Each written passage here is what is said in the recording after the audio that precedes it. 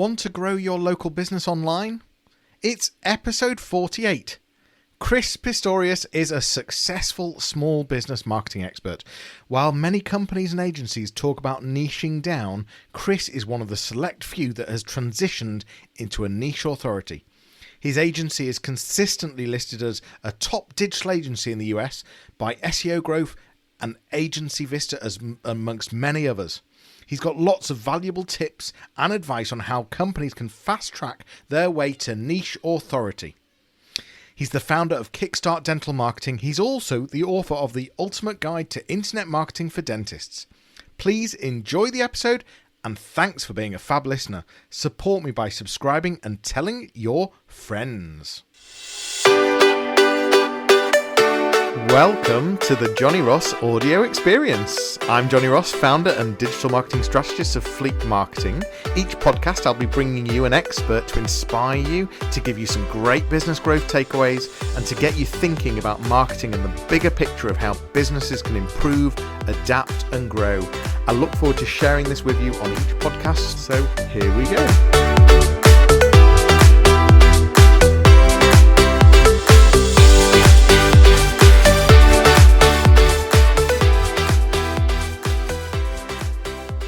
Hello and welcome. I'm Johnny Ross, and today I've got Chris Pistorius with me. How are you, Chris? Good, Johnny. Thanks for having me on. It's an absolute pleasure. You're over in Denver, aren't you, at the moment? Yeah. Yep. Cool. I say at the moment, that's where you always are, I guess. Yeah, most of the time. Really delighted that you can join us today. Thanks for joining us. If you're watching, if you're listening, we are live on YouTube. We're live on Facebook. We are live on LinkedIn. If you're listening, this will have been edited and you'll be listening to this as a podcast afterwards. Really grateful that you're here as well. So Chris, this is a marketing pod. We talk about business growth. We talk about lots of different aspects of marketing.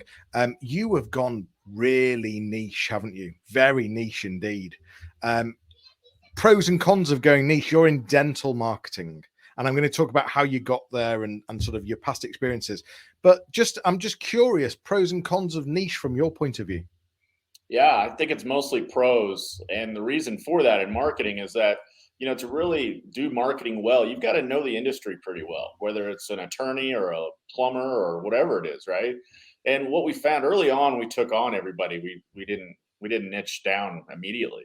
But what we found is that, by the time we would figure out like the auto mechanic industry, sometimes it's too late and we weren't getting clients, we weren't getting the clients the results that we wanted. So we quickly determined that we needed to niche down, and it makes us a true expert in our field. We know all the nuances in dental. We understand the competition. We understand, the lingo, and our clients seem to appreciate that. How do you cope with conflict of interest? We actually only take on one practice in every market. Oh, okay. Yeah. So that's based on a location. Yeah, absolutely. Yeah. Okay, that makes sense. So you were an employee for some of the big giants, AOL, Time Warner. This was in marketing. MapQuest. I mean, God, are MapQuest still around? I think. Yeah. Are they still selling maps? I don't know what they're doing, but they kind of missed the boat. I call them kind of like the Blockbuster Video. Wow. Of the map business. They didn't want to. They didn't really want to get creative and expand, and Google Maps and Apple Maps have dominated that market now. But at the time, they were big. They were the go-to, weren't they? Definitely, no question. Yeah, it's because I remember using MapQuest a lot actually. Yeah. So you obviously learnt with the big boys. Was that what type of marketing were you doing in your time with some of those people? Was it paid, organic? What was the sort of stuff you were doing? Yeah, it was all paid. So we, back in the day, it was all pretty much banner ads, display ads. Yeah. That's really, everybody knew that they needed the internet was kind of new, and businesses knew that they needed to be on the internet, but nobody really knew what the hell to sell them or where to put it, or we're just going to put your name on the internet type thing. So it was early on in digital advertising. And I think my time there really helped me, drive my passion for digital marketing and really see what it's capable of. And just seeing the growth over the past few years has been tremendous. Yeah. For those listening, if you've got questions for Chris, please do use the chat. If you've got questions, we'd be delighted to have them. We're going to be talking about how to leverage social media for local businesses. We might get on to how podcasting can help businesses. You're a fellow podcaster, Chris. What's the name of your podcast, Chris? It's pretty original. It's called the Dental Marketing Podcast. I like it. It says what it is on the tin. That's Nothing right. wrong with that. And we're going to talk about some of the best ways to grow a local business and tips to give you local businesses and increase your visibility online. So those are the sort of topics that we're going to be discussing. Where do you start when you're a local business? What are the key things that you need to be considering to make yourself known in the market? Yeah, there's a great book out there that and most of what I talk about today isn't just for dentists. I mean, the basic principles of marketing really are established for any type of local business. But I urge my clients and, any local business out there, there's a book called Duct Tape Marketing. And it's just full of very practical marketing ideas that you kind of read through and you're like, oh, that's common sense. Why didn't I think of that? Kind of grassroots type marketing. When you're starting a business, I think that's incredibly important. I started my agency basically just walking into dental practices and saying, hey, I'm Chris.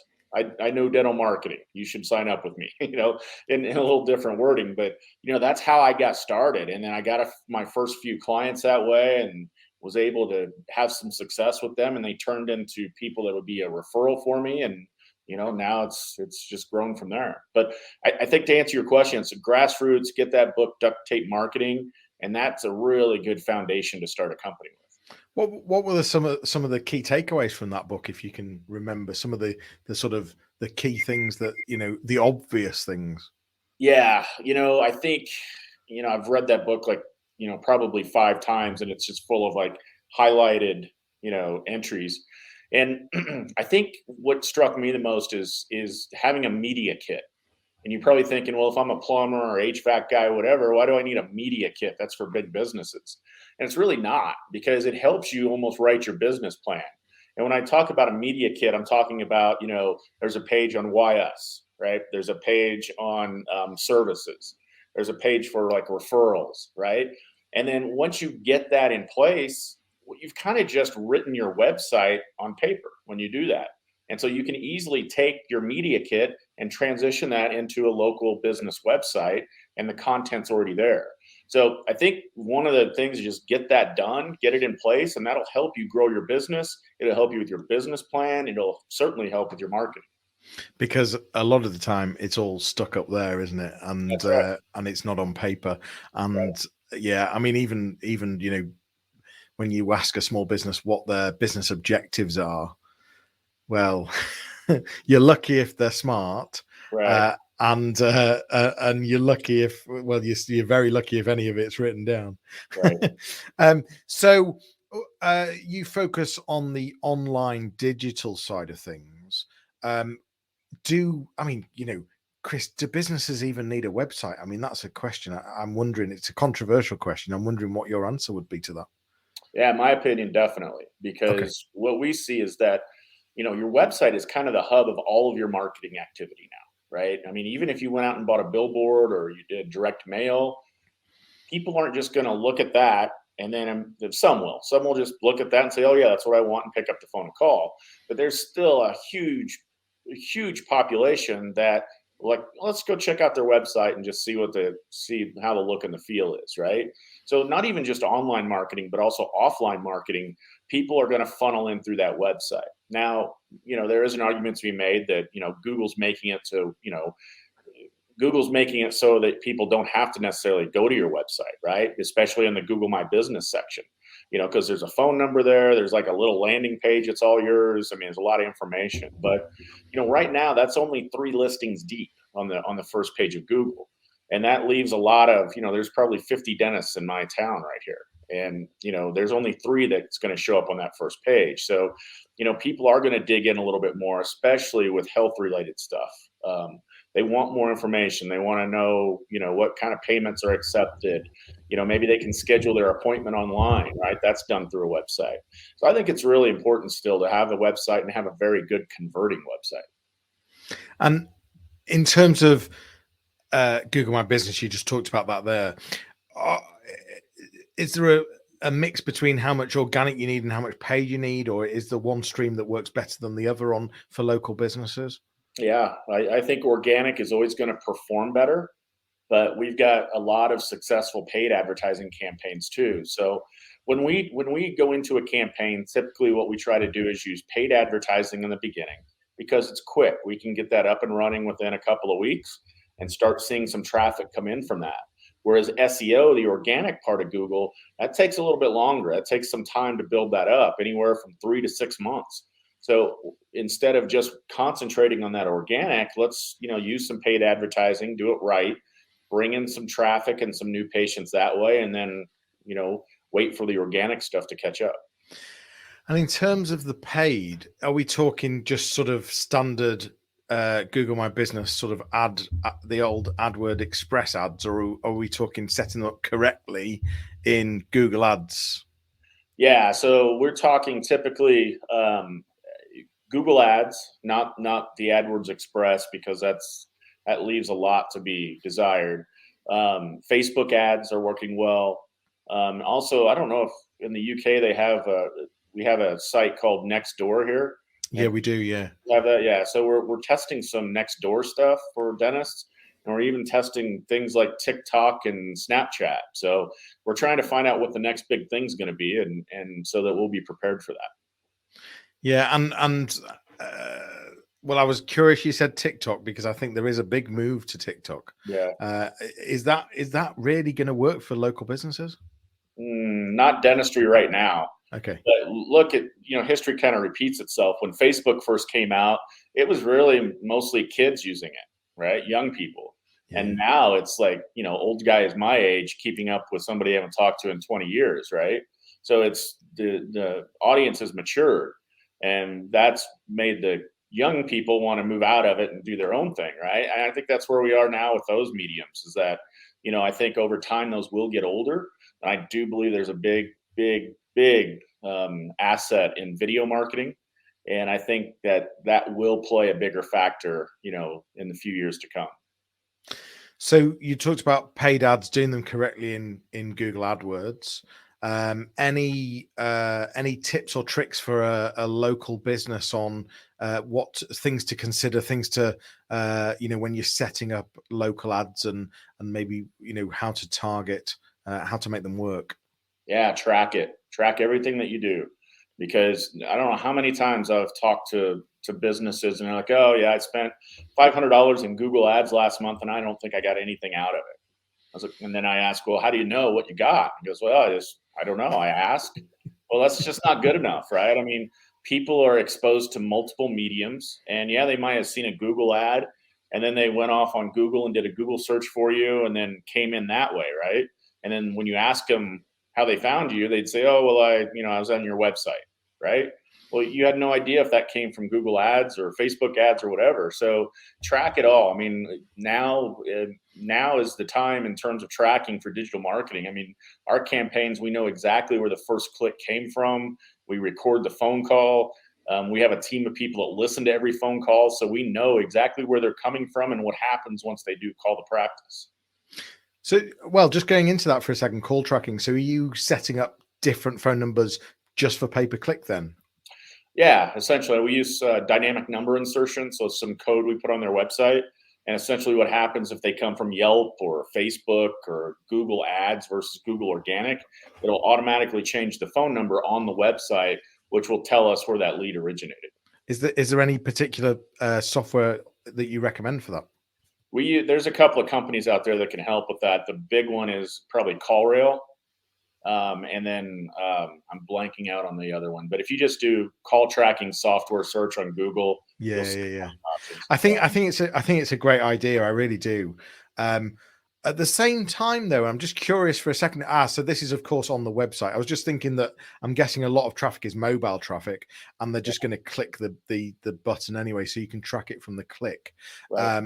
But that doesn't cover all bases, and I like the idea that you're listening to calls as well, because that's, you know, the conversion rate there. I guess you can make a huge difference. Is that just an obvious area where there's conversion to be made? Yeah, I mean, we when we listen to these calls, I mean, there's, we flag calls all the time, and let dentists know that maybe the front desk, that people answering the phone just need more training, because there's opportunities. I mean, in dental and health, you don't really want to think of people being salespeople, right? Yeah, of course. But guess what? They are, because you are Yeah, selling something. You're selling yeah. a solution to a problem.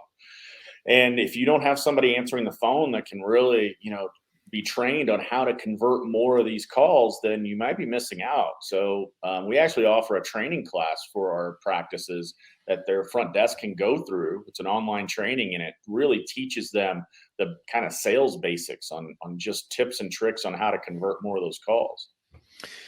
You're an author as well, aren't you? You've written a book, The Ultimate Guide to Internet Marketing for Dentists. That's right. How you just thought, let's give all this away? Well, at first I was like, I shouldn't give this stuff away, right? But then, I kind of got hit by a 2x4, and my business isn't about necessarily teaching people to do it. It's doing it for people, right? And so the book talks, and it gives details on how to run campaigns and everything else. And, most dentists don't want to deal with that. They want to be dentists, right? Just like the auto mechanic wants to be an auto mechanic, right?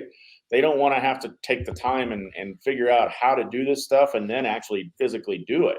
So to me, it really shows people what all is involved in a good digital marketing campaign, just how complex it can be.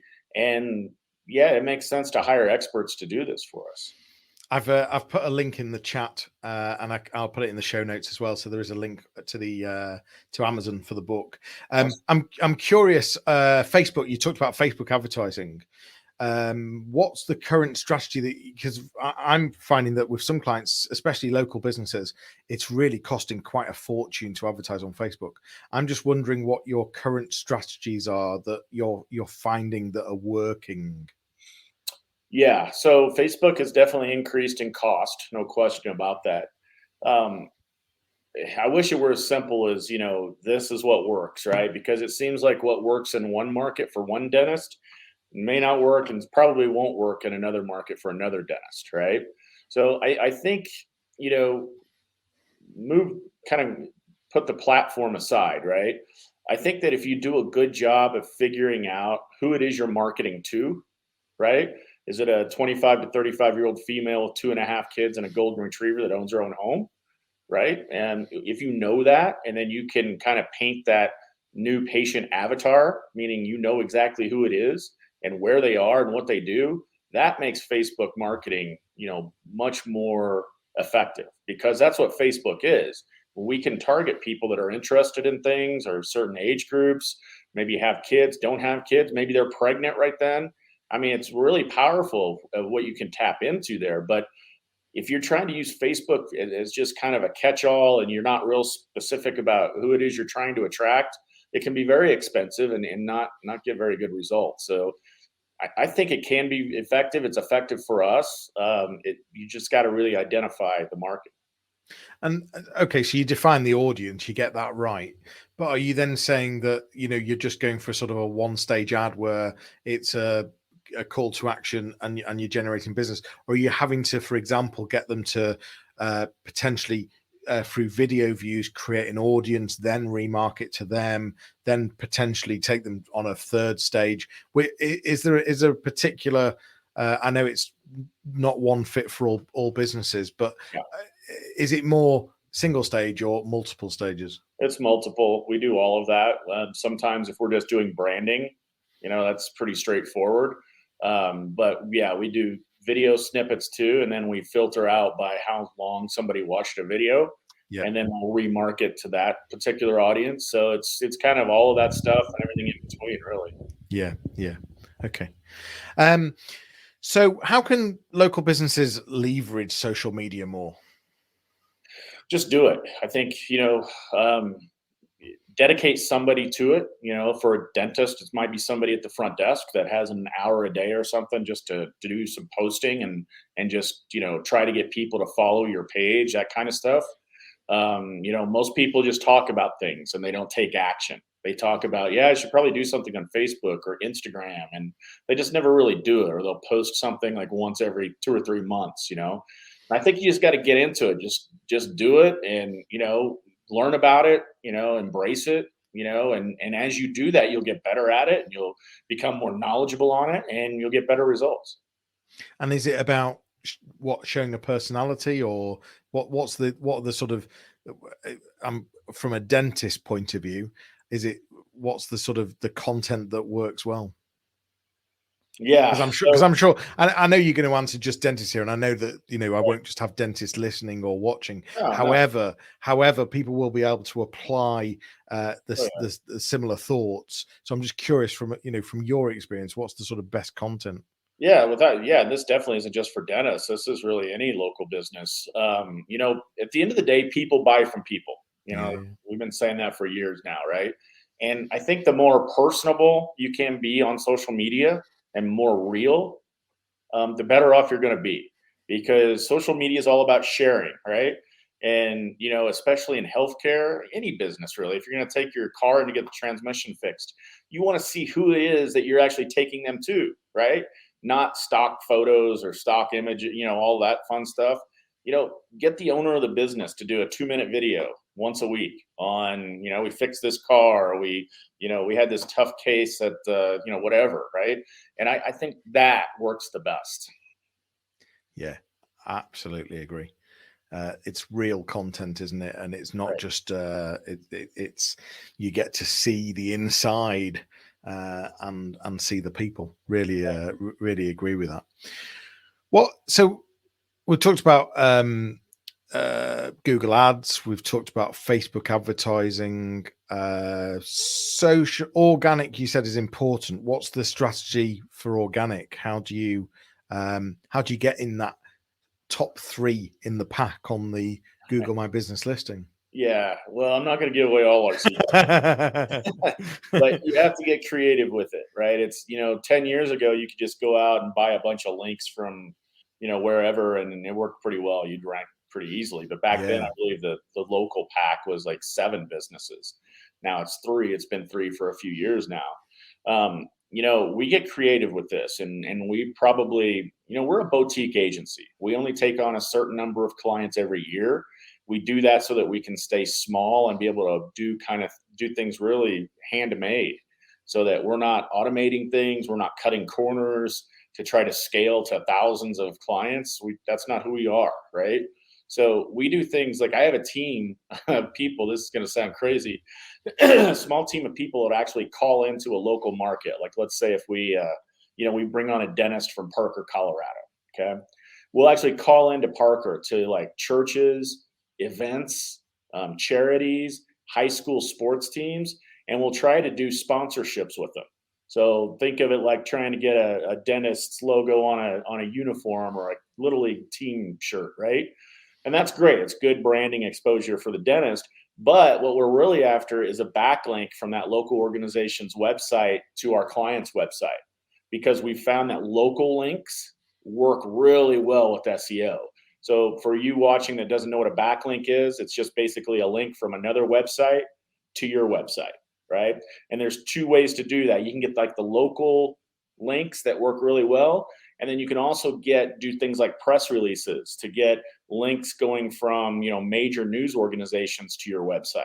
So you have to get creative about link building, but link building is still the number 1 way to get ranked. And if you do it right, you can really get great results out of it. How important is content and reams of content?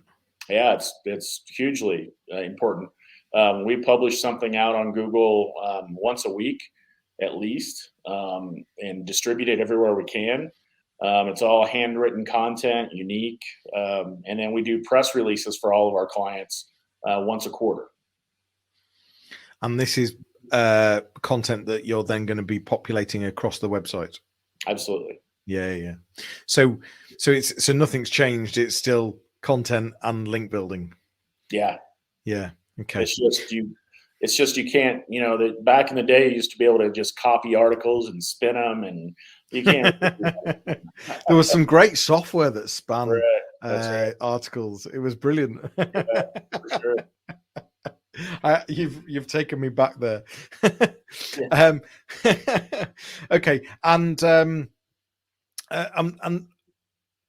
you may well have covered this, but I'm just wondering if there's anything else that's working really well right now for local businesses in terms of digital marketing. Is there anything that we've not covered? For example, we've not mentioned email marketing. Does that play a part? Should we be still building lists, targeting, and sending campaigns out?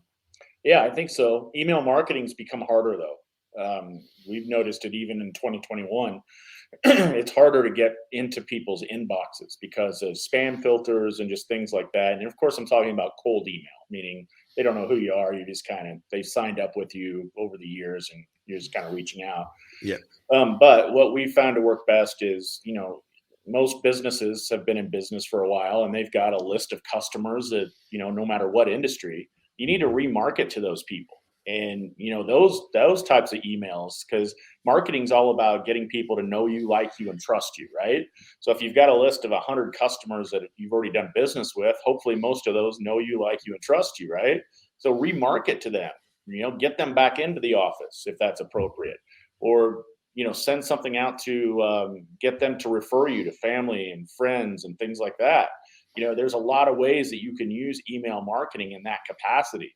I think cold email marketing, where you're buying a list or something, is tough right now. Yeah. I think you could probably find other ways to do that, but remarket to your lists. I mean, we call it reactivation campaigns. Get people back in, get them to refer you, things like that. I absolutely agree. Cold email is not really the way forward at all, but targeting people that already know you and like you is a brilliant idea. Lastly, I just want to cover reputation marketing. So do you do much of that? Is that a big part of local business campaigns, digital marketing campaigns? Is it important? Yeah, we can't ignore online reviews. I mean, I'm not a very big fan of Yelp as a business. I don't really like them. But you can't ignore them because of their review system, right? Because people do pay attention to it. So, we have a system that we use that integrates into our client's software management system. So when somebody comes in for the day, we automatically send out a text message, an email. But it's not the technology that's important with this review stuff. Any platform can send out review requests, right? It's more about what you say and when you send it is really what's powerful here. So we've written content for dentists that we know that works, and we know we'll get about 40% of their patients to actually leave a review. So think more about what you're asking them, right? And how you're presenting it to them, and versus, the technology that actually sends it. But it is a big part of what we do for sure. Any little tip there that you can go a bit deeper on? Yeah, I think you have to be careful with this, but if you can at all, provide them some reasoning on why to leave you a review. Maybe you put them into a contest, or you draw out a name and you give them sporting tickets or something like that. Anything to kind of incent them. Now that would be technically breaking Google's terms and conditions, because they don't want you to do that. Yelp the same way, but it works well, and it'll get results. I think that video reviews are way more powerful than just text reviews. So we're actually just releasing a software solution right now where we can actually send a link to our clients' patients, and they just tap a button on their phone and it asks them questions, and they respond by video, and then they submit it, and then we edit the video and turn it into a review for them. You won't get as many people doing that because they're camera shy or whatever, but if you could just get a handful of those are extremely powerful, because you can put them on your website. It's somebody speaking to you. You can, use them in social media ads, things like that. That sounds very clever. I love the idea of video reviews. Really, really good idea. I was going to ask you something about reviews, and so you're directing people to not just to Yelp them, but also to Google reviews, Google My Business, yeah? Yeah, it's mostly Google and Facebook. If you're on the west coast of the United States, Yelp is more popular. It kind of depends where you are. Yeah. Okay. Great. Well, this has been brilliant. Chris, if people want to reach out and talk to you about dental marketing, obviously I've put the book in the chat there. But where do you hang out online? What's your favorite social media platform? Ooh, I guess, gosh, I'm going to sound old here, but I guess still Facebook. I actually thought you were going to say LinkedIn then when you were saying, that's for business. Yeah, that's definitely my top, but just like, personal stuff, definitely be Facebook. Yeah. Okay. But if people are trying to reach you, we'll find you on LinkedIn or Facebook. Yeah. Or the website is kickstartdental.com. kickstartdental.com. Yeah. You've been awesome to chat to. Really enjoyed this, and it's really just helped. I think it's helped me and helped local businesses just reset how to think about their marketing and how to grow locally, and just the key things to be thinking about. If you've been listening, thanks so much for listening. If you've been watching, it's been brilliant having you here. And we look forward to seeing you again soon. Chris, take care of yourself. Look after yourself. Thanks very much. See you soon. Thanks, Bye-bye. Jenny. Appreciate it. You've been listening to the Johnny Ross Audio Experience. Thanks so much for joining me. If you want to continue the conversation, head over to my website, fleek.marketing, or find me on LinkedIn. That's all for today. Please subscribe wherever you listen to podcasts, tag me in your social media posts, and please leave me a review on iTunes. It will make a huge difference for me. I will see you soon.